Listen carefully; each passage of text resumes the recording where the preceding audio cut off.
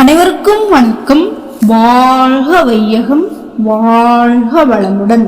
உலக உயிர்கள் அனைத்தும் உடல் ஆரோக்கியம் மற்றும் மன ஆரோக்கியம் பெற்று சிறப்புடன் வாழ இறைவனை பிரார்த்திப்போமாக.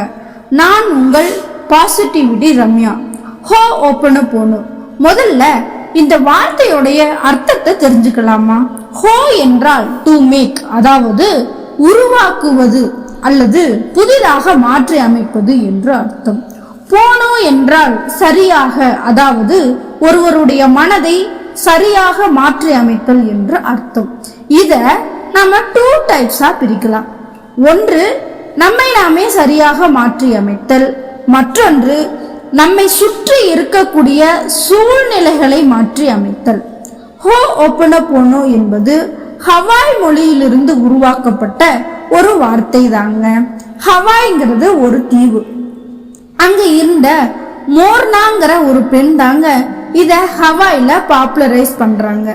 இவங்க கிட்ட டாக்டர் ஹியூலன்கிறவர் போய் ட்ரெயின் ஆகிறாரு. ஹவாயில இருக்கக்கூடிய மனநல மருத்துவமனையில 32 மனநலம் பாதிக்கப்பட்ட கொலை குற்றவாளிகள் இருக்கிறாங்க. சாதாரண குற்றவாளிகளை சமாளிக்கிறதே பெருசு, இதுல 32 பேரும் கொலை குற்றவாளிகள். அவங்களே அடிச்சுப்பாங்க, இல்ல கூட இருக்கிறவங்கள அடிச்சுக்குவாங்க. நிறைய சைக்காட்ரிஸ்ட் எல்லாம் வராங்க.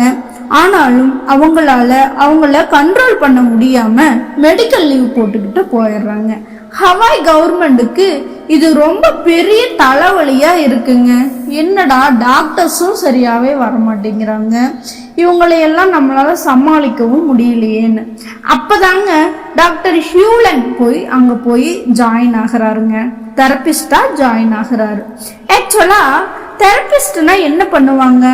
நம்ம எதனால பாதிக்கப்பட்டு இருக்கோம்னு கதை கேட்பாங்க.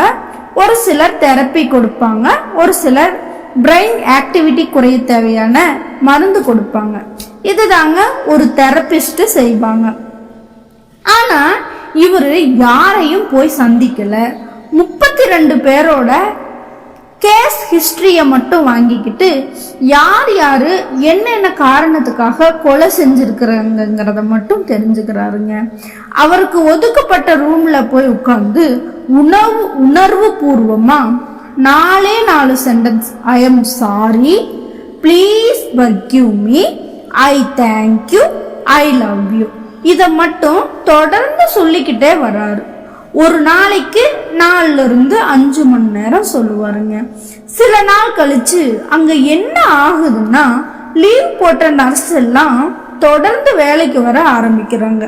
அங்க பிளம்பிங் ஒர்க்ல ப்ராப்ளம்ஸ் இருந்துகிட்டே இருக்கும், அதெல்லாம் சரியாக ஆரம்பிக்குது. இவர் அங்க போறதுக்கு முன்னாடி செடி வளரவே வளராதுங்க. ஆனா இப்ப செடியெல்லாம் நல்ல செழிப்பா வளர ஆரம்பிக்குது. 32 பேரும் ரொம்ப அராஜகம் பண்ணிக்கிட்டு இருப்பாங்க. அவங்க எல்லாம் அமைதியாக ஆரம்பிக்கிறாங்க. அதிகமான மெடிசன் எடுத்துக்கிட்டவங்க இருந்தவங்க எல்லாமே குறைச்ச மெடிசன் எடுக்க ஆரம்பிக்கிறாங்க. குறைச்ச மெடிசன் எடுத்துக்கிட்டவங்க எல்லாம் மெடிசனையே ஸ்டாப் பண்ண ஆரம்பிக்கிறாங்க.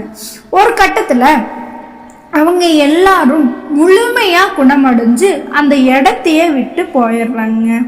நீங்க கேட்கலாம், என்ன இது முட்டாள்தனமா இருக்கு, இது சொல்றதுனால நான் வேணா மாறலாம், என்ன சுத்தி இருக்கிறவங்க எல்லாம் எப்படி மாறுவாங்கன்னு கேட்பீங்க. நம்மை சுற்றி இருக்கக்கூடிய சூழ்நிலைகளாகட்டும் மனிதர்களாகட்டும் எதுவானாலும் அது நம்முடைய எண்ணங்கள் மற்றும் உணர்வுகளுடைய வெளிப்பாடுதான்னு சொல்றாங்க. உதாரணத்துக்கு என் முகத்துல ஏதாவது ஒரு பொட்டோ இல்லை ஏதாவது ஒட்டிக்கிச்சுன்னு வைங்கவே, என்னை சுற்றி ஒரு 20 கண்ணாடி இருக்குதுங்க. நான் அந்த கண்ணாடி முன்னாடி நின்றுட்டு இருக்கும்போது அந்த 20 கண்ணாடியிலையும் என் முகத்துல என்ன ஒட்டி இருக்குதோ அது தெரியத்தானே செய்யும். நான் அறிவாளியா இருந்தா என்ன செய்யணும்? என் முகத்தை நான் கிளீன் பண்ணாவே கண்ணாடியில இருக்கிறதெல்லாம் கிளீன் ஆயிடும். ஆமாவா இல்லையா? அதை விட்டுட்டு நான் கண்ணாடியை தொடச்சேன்னா நான் ஒரு நம்பர் 1 முட்டாள். ஆமாவா இல்லையா? ஆமா. இதே மாதிரி தாங்க நம்ம சுத்தி இருக்கிற ஒவ்வொன்றுமே நம்முடைய ரிஃப்ளெக்ஷன்னு சொல்றாங்க. இந்த ஹோ ஓப்பனோபோனோ டெக்னிக் மாதிரியே நம்ம அந்த வழிபாட்டு முறையில் பயன்படுத்தக்கூடிய ஒரு மந்திரம் இருக்குதுங்க. அது என்னன்னா, யானி காணி ஜபாபாணி ஜென்மாந்திரம் கிருதானிஜ தானி தானி வினஸ்யந்தி பிரதட்சணம் பதே பதே. இந்த மந்திரத்துடைய பொருள் என்னன்னா, கடவுளே, நான் இதுக்கு முன்னாடி எத்தனை ஜென்மங்கள் எடுத்தேனோ தெரியாது, எத்தனை பாவ கர்மாக்களை சேர்த்து வச்சிருக்கிறனோ தெரியாது, அத்தனைக்காகவும் என்னை மன்னிச்சிடுங்க. முற்பிறவியிலிருந்து இப்பிறவி வரைக்கும் நான் சேர்த்த பாவ கர்மாக்கள் அனைத்தையும் மன்னித்து என்னை நல்வழிப்படுத்துவீர்களாக என்பது தாங்க இதனுடைய பொருள். இதே மாதிரி தாங்க இந்த ஹோ ஓப்பனோபோனோ டெக்னிக்கும். முதல்ல நம்ம கிட்டேயே நிறைய மன்னிப்பு கேட்க வேண்டியது இருக்கும். அதுக்காக நம்ம மனசாட்சி கிட்ட மன்னிப்பு கேட்பேங்க. ஏன்னா நம்ம பேச்சையே கேட்காம நம்மளோட வாழ்க்கையில ரொம்ப கஷ்டப்படுவோம். உண்மையா இல்லையா? யோசிச்சு பாருங்கமே. நிறைய விஷயத்துல நம்ம பேச்சை கேட்காததுனால தான் இன்னைக்கு நாம கஷ்டப்படுறதுக்கு முதன்மையான காரணமே அதுவாகத்தான் இருக்கும். அதுக்கு அப்புறம்தான் அந்த நம்ம சுற்றி இருக்கக்கூடிய மனிதர்களாகட்டும் சூழ்நிலைகளாகட்டும் அதெல்லாம் அடுத்தது தான் காரணமாக இருக்கும். எடுத்துக்காட்டுக்கு, அதாவது எவ்வளவோ நம்ம மனசாட்சி நம்மளை நல்வழிப்படுத்தணும்னு துடிச்சிருக்கும். ஆனால் நாம் அதை பேச்சு கேட்கவே மாட்டோம். மனசோட பேச்சு கேட்டுக்கிட்டு பின்னாடி ரொம்ப வருத்தப்பட்டு அழுதுறப்போம். இப்போது நீங்கள் ஒரு எக்ஸாம் எழுதணும்னு வைங்கவே, மனசாட்சி சொல்லும், இதுதான் சரியான நேரம், ஒழுங்கா படி, இல்லாட்டி பின்னாடி ரொம்ப வருத்தப்படுவோன்னு மனசாட்சி சொல்லும். ஆனால் நம்ம அதனோட பேச்செல்லாம் கேட்கவே மாட்டோம். மனசு இழுக்கிற இழுப்புக்கு நாமளும் போவோம். கிடைச்ச நேரத்துல எல்லாம் சோசியல் மீடியா பார்க்கறது, என்டர்டைன்மெண்ட்டுன்னு செலவழிக்கிறது, இப்படி நாளைக்கு படிச்சுக்கலான்னு விட்டுட்டே இருப்போம். கடைசியில் எக்ஸாமே வந்துருங்க. அந்த எக்ஸாம் வரத்துக்கு ஒரு வாரத்துக்கு முன்னாடி தான் ரொம்ப ஃபீல் பண்ணுவோம், ஐயோ படிக்காமல் விட்டுட்டுமே. கடைசியில் ஃபீல் பண்ணுறதுனால என்னங்க நமக்கு வரப்போகுது? ஒன்றும் வராது. இப்படி நாமளே நம்ம வாழ்க்கையில் நிறையா மிஸ்டேக் பண்ணியிருப்போங்க. அதே மாதிரி தாங்க மனசாட்சி சொல்லும், ஹெல்த்தி ஃபுட்டா சாப்பிடு, நான் ஹெல்த்தி ஃபுட் சாப்பிடாத சொல்லும். ஆனால் நம்ம அதெல்லாம் காதுலயே வாங்கிக்க மாட்டோம். இன்னைக்கு ஒரு நாளைக்கு தானே சாப்பிட்றோம் அப்படின்னு நல்லா சாப்பிடுவோம். அதனாலேயே ஹெல்த் இஷ்யூஸ்க்கு நம்ம ஆளாயிருப்போம். ஆமாவா இல்லையா? இப்போ நம்ம 4 மணிக்கு எந்திரிக்கணும்னு அலாரம் வைக்கிறோன்னு வச்சுட்டு தூங்குறோம். நான் 4 மணிக்கு எந்திரிக்கணும் அப்படின்னு சொல்லிட்டு அலாரம் வச்சுட்டு தூங்குறோன்னு வைங்க. ஆனால் ரியாலிட்டி என்னவா இருக்கும்? உங்களுக்கு எல்லாமே தெரியும், நான் சொல்ல வேண்டியதில்லை. என்னவா இருக்குன்னா, நம்ம 4 மணிக்கு முன்னாடியே எந்திரிச்சு அலாரத்தை ஆஃப் பண்ணி வச்சுட்டு தூங்கிடுவோம். ஆமாவா இல்லையா? இதுக்கு நிறைய பேர் இதைத்தான் பண்ணுவோம். நான் கூட இப்படி நிறைய டைம் பண்ணியிருக்கேன். இப்படி நம்ம பேச்சை நாமளே கேட்காம நம்ம லைஃப்பில் நாமளே கஷ்டப்படுத்தி இருப்போம். இதுக்காக நம்ம ஹார்ட்டில் கையை வச்சு ஐ எம் சாரி, உங்கள் பேரை நீங்களே சொல்லிக்குங்க. ஐ எம் சாரி ரம்யாவா, I am sorry Ramya, please forgive me Ramya, I thank you Ramya, I love you ரம்யான்னு இப்படி நம்மக்கிட்ட நாமளே மன்னிப்பு கேட்டுக்கணும். ஏன்னா நம்ம அப்போல்லாம் ஈஸியாக தப்பு பண்ணியிருப்போம். ஆனால் இப்போ அதெல்லாம் நினச்சி மனசு போட்டு வருத்திக்குவோம். ஐயோ, நான் அப்படி பண்ணிட்டேனே, நான் அப்போவே சரியாக படிச்சிருந்தா ஆகுமே, நான் அப்போவே அதை செஞ்சுருந்தா ஆகுமே, நான் இப்போ இதனால் என்னங்க யூஸ்? ஆனால் நம்ம மனசு வலிக்கும். எப்போவோ நான் செஞ்சுருக்க வேண்டியது, ஆனால் செய்யாமல் விட்டுட்டோம். அதெல்லாம் நினச்சி இப்போ நம்ம மனசு வலிக்கும். அப்போது நம்ம மனசாட்சிக்கிட்ட நம்ம மன்னிப்பு கேட்கணும், நமக்கு நாம் ஆறுதல் சொல்லணும். ஆமாவா? இப்படி நம்ம சொல்ல என்னாகும்னா, நமக்குள்ள ஒரு கான்ஃபிடென்ட் வரும். நம்ம வாழ்க்கையை நம்ம மாற்றிக்க ட்ரை பண்ணுவோம். நமக்குள்ளே இருக்கிற நெகட்டிவிட்டியை நம்ம கொஞ்சம் கொஞ்சமாக கைவிட ஆரம்பிப்போம். இந்த மாதிரி இப்போ நீங்கள் இந்த மாதிரி பாசிட்டிவிட்டி, லவ் ஆஃப் அட்ராக்ஷன் இது மாதிரி சேனல் பார்க்குறீங்கனாலே நீங்கள் நம்ம இது வரைக்கும் எப்படி வேணால் இருந்திருக்கலாம், இனிமேலாச்சு நான் என்னை மாற்றிக்கணும், என்னுடைய வாழ்க்கையை நான் மேம்படுத்தணும், நான் பாசிட்டிவிட்டியாக என்னோடய லைஃப்பை வாழணும் அப்படிங்கிற மனநிலையோடு தான் கண்டிப்பாக எல்லாருமே இருப்பீங்க. இப்படி இருக்கக்கூடிய நீங்கள் இந்த வார்த்தைகளை பயன்படுத்தி இறைவனை வேண்டும் போது கண்டிப்பாக உங்கள் வாழ்க்கையில் அபரிமிதமான மாற்றம் ஏற்படும். அதெல்லாம் சரி, என்னை சுற்றி இருக்கிறவங்கள நான் எப்படி மாற்றுறதுன்னு கேட்குறீங்களா? முதல்ல கடவுளை பிடிங்க.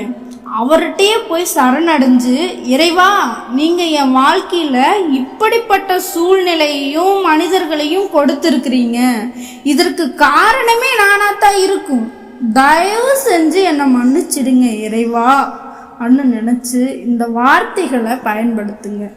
ஐ எம் சாரின்னா நான் உங்ககிட்ட மன்னிப்பு கேட்குறேன், ப்ளீஸ் ஃபர்கிவ் மீ, தயவு செஞ்சு என்னை மன்னிச்சிடுங்க. ஐ தேங்க்யூ, நான் உங்களுக்கு நன்றிகளை சமர்ப்பிக்கிறேன். எதுக்காக தேங்க்யூ சொல்கிறோம், எதுக்கு நன்றி சொல்கிறோன்னா, நம்ம வாழ்க்கையில் நமக்கு நிறைய நல்ல விஷயங்கள் நடந்திருக்கும், நமக்கு தேவையான பொருட்கள் அபரிமிதமாக கிடச்சிருக்கும். இதெல்லாம் நினச்சி நம்ம நன்றி சொல்லலாம். ஐ லவ் யூ இறைவா, நான் உங்களை ரொம்ப நேசிக்கிறேன், ஐ லவ் யூ சொல்லலாம். இப்படி எதுவாக இருந்தாலும் சரி, என்னுடைய வாழ்க்கை சூழ்நிலையில் மாற்றம் ஏற்படணும்னு நினைக்கிறீங்களா? எனக்கு வரக்கூடிய சவாலான சூழ்நிலைகளை நான் தைரியமாக எதிர்கொள்ளணும்னு நினைக்கிறீங்களா? உங்கள் வாழ்க்கையில் உங்களை காயப்படுத்தக்கூடிய மனிதர்கள் உங்களை விட்டு போகணும்னு நினைக்கிறீங்களா? எல்லாத்துக்குமே இந்த ஹோப்போனோபோனோவை பயன்படுத்த ஆரம்பிக்கலாம். அதை விட்டுட்டு என் கணவர் என் பேச்சை கேட்கவே மாட்டேங்கிறாரு, என் மனைவி என் பேச்சை கேட்க மாட்டேறா, என் குழந்தைகள் என் பேச்சை கேட்க மாட்டேங்கிறாங்கன்னு புலம்பிக்கிட்டு இருக்கிறத முதல்ல நிறுத்துங்க. ஸ்டாப், இதெல்லாம் நிறுத்துங்க. முதல்ல உங்கள் பேச்சை நீங்கள் கேட்க ஆரம்பிங்க. உங்களுக்குள்ள ஒரு மாற்றத்தை கொண்டு வந்தீங்கன்னாவே உங்களை சுற்றி இருக்கக்கூடிய எல்லாமே மாறுங்க. என்னுடைய வாழ்க்கையிலேயே நான் எடுத்துக்கிட்டேன் அப்படின்னா, நன்றி சொல்கிறதுக்கும் மன்னிப்பு கேட்குறதுக்கும் பல விஷயங்கள் இருக்குதுங்க. ஆமாங்க, உதாரணத்துக்கு என்னை தேடி வந்த கல்வி செல்வம், ஆமாங்க, எனக்கு எஜுகேஷனுக்கு நிறைய வாய்ப்பு கிடைச்சிதுங்க. ஆனால் நான் அதை சரியாக பயன்படுத்தலை. எனக்கு நல்ல கல்வி கொடுக்க தயாராக இருந்த என் பெற்றோர்கள், நல்ல முறையில் கற்றுக் கொடுக்க தயாராக இருந்த என் ஆசிரியர்கள் அத்தனையுமே கிடைச்சிருந்தப்போவும் நான் அதை பயன்படுத்திக்கவே இல்லைங்க, சரியான முறையில் பயன்படுத்திக்கவே இல்லைங்க. அதுக்காக நான் மனம் வருந்தி, கல்வித்தாயே Saraswati, I am sorry, please forgive me, I thank you, I love யூன்னு நான் சொல்லிக்கிட்டே இருப்பேங்க. நான் என் வாழ்க்கையில் இப்படி சொல்ல என்ன ஆச்சு அப்படின்னா, நான் படிக்கிறதுக்கான சூழ்நிலை அமைஞ்சது, நான் படிக்கிறதுக்கான வாய்ப்புகள் என்னை தேடி வந்தது. என் வாழ்க்கையில் என் வாழ்க்கையவே திருப்பி போடக்கூடிய தேர்வுகள் எனக்காக காத்துக்கிட்டு இருக்குதுங்க. இது மாதிரி தாங்க நீங்களும் உங்களுடைய வாழ்க்கையில் ஹோப்போனோபோனோ டெக்னிக்கை பயன்படுத்தி நீங்கள் உங்கள் வாழ்க்கையை சிறப்பாக வாழ்வீர்களாக. உங்களுக்கு என்னுடைய கருத்துக்கள் பிடிச்சிருந்ததுன்னா என்னுடைய பாசிட்டிவிட்டி ரம்யா சேனல் சப்ஸ்கிரைப் பண்ணி வச்சுக்கோங்க, லைக் பண்ணி ஷேர் பண்ணுங்கள். உங்களுடைய கமெண்ட், வேல்யூபிளான கமெண்டும் எனக்கு தெரிவிங்க. என்னை தன்னுடைய செல்ல குழந்தையாக வைத்திருக்கும் இறையர்களுக்கு கோடான கோடி நன்றிகள். வாழ்க வையகம், வாழ்க வளமுடன். Thank you so much.